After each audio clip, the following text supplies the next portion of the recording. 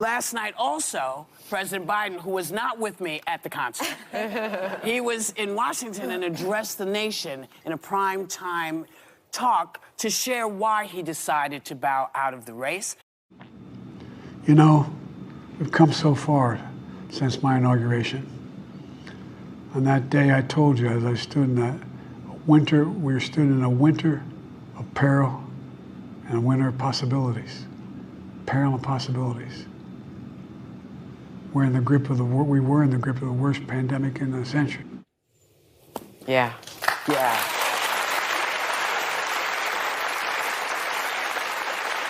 I think this speech will go down in the history books, but did it meet the moment that we are all living in right now?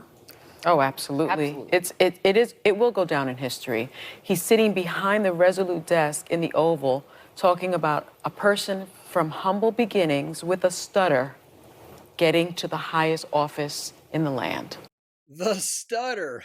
Holy crap. He overcame a stutter. Wow. So many glass ceilings broken. The stutter will no longer hold you back, kids.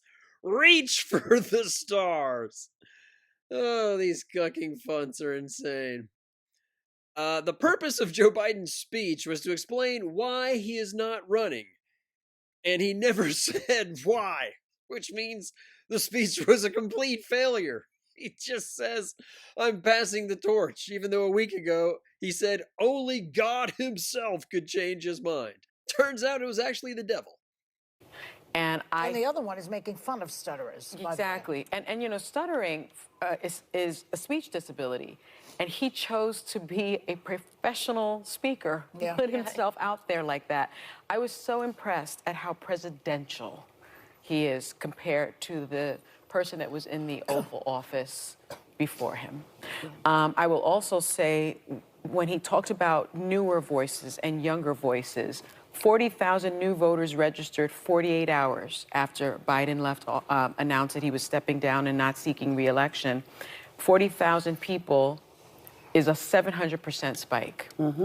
And of the new voter registrations, 83% were from people aged 18 to 34. That's good. And so exactly what he wanted to do, he did. He's a doctor.